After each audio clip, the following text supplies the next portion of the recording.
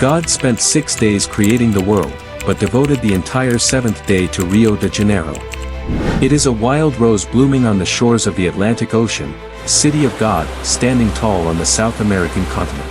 Under the gaze of the Christ the Redeemer statue, it unfolds a vibrant tapestry of human life. Nourished by tropical rainforests, it breathes in fresh, free air.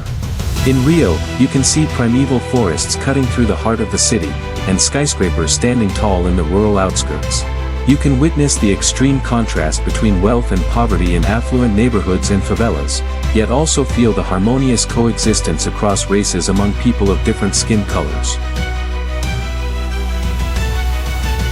It hosts the grandest carnival celebrations with passionate samba, and embraces the most spectacular football feasts with a love that runs deep in its veins.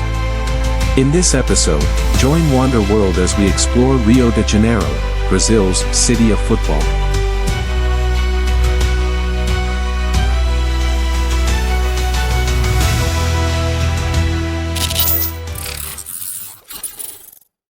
Located on Brazil's southeastern coast, adjacent to the Atlantic Ocean, Rio de Janeiro boasts a 636-kilometer coastline. As a key gateway to Brazil and even South America, Rio is not only economically developed but also the country's hub for transportation, information, and communications. It also serves as a major destination for tourism, culture, and finance. Rio de Janeiro was first discovered and named by Portuguese explorers in 1502.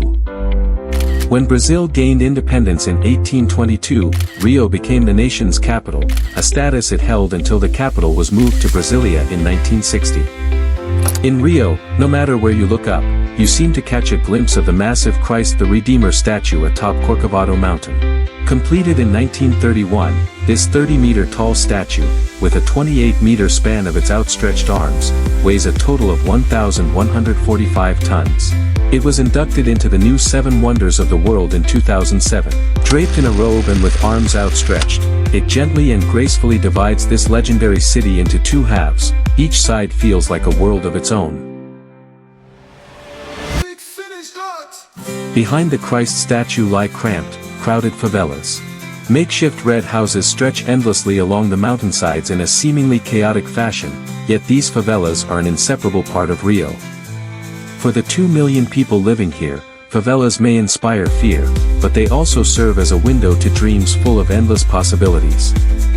God may have closed the door to wealth for them, but he opened another window of hope. Many children in the favelas possess extraordinary talents in samba, graffiti, and football. Legends like Pelé, Garrincha, Ronaldo, and Neymar once walked barefoot in the dim shadows of the favelas, stepping their way to the brilliant pinnacle of football stardom. Under the watch of Christ the Redeemer, perhaps the next football legend is already racing toward their dream in some corner of a favela. On the other side, embraced by the Christ statue's outstretched arms, lie Rio's most upscale affluent neighborhoods.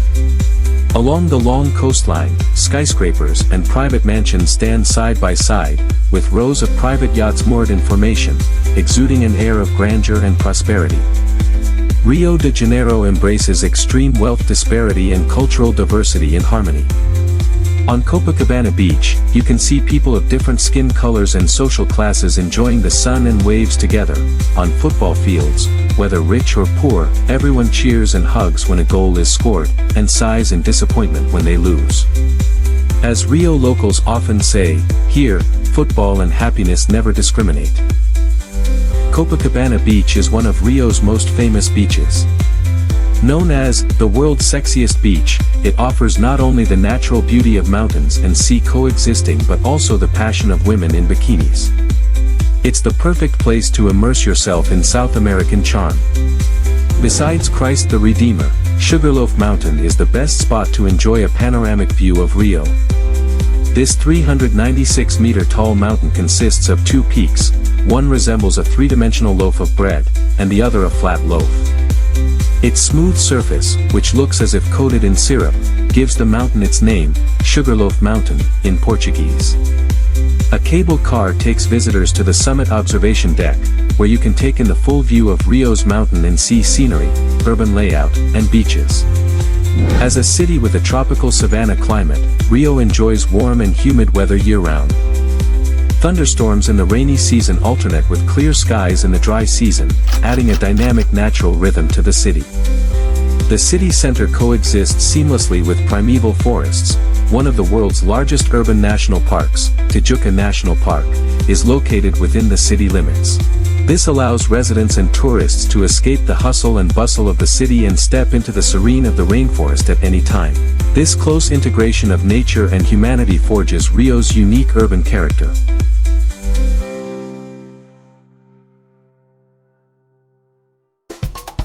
When people think of Rio, the first thing that comes to mind may not be the scenery mentioned above, but football.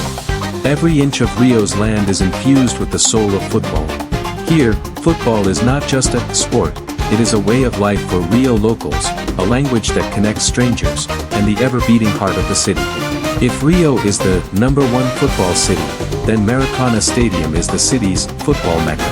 Built in 1948, this stadium was once the largest football stadium in the world by capacity.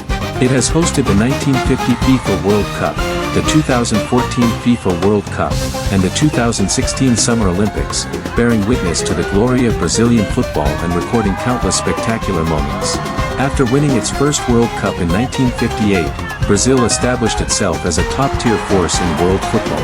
To this day, Brazil is the only country that has participated in every FIFA World Cup Finals tournament, and it also holds the record for winning the most World Cup championships. If Maracanã is the Mecca, then Rio's streets are the arena of football. Every community in Rio has a football field, and young people playing football can be seen everywhere, on streets and by the beach.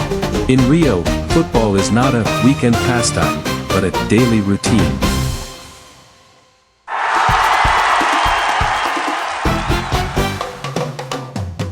For Brazilians, the carnival held every February is another grand feast. As Brazil's largest and most internationally renowned carnival, it features not only professional performances at the Sambadrome but also citywide street parades where everyone can join in. During Carnival, Rio is immersed in unbridled joy, joy that needs no reason. Men and women in Rio enter a state of celebration. They wear heavy makeup and elaborate costumes, dress up as various characters, and sway and wave their hands to the music, as if the fun will never end.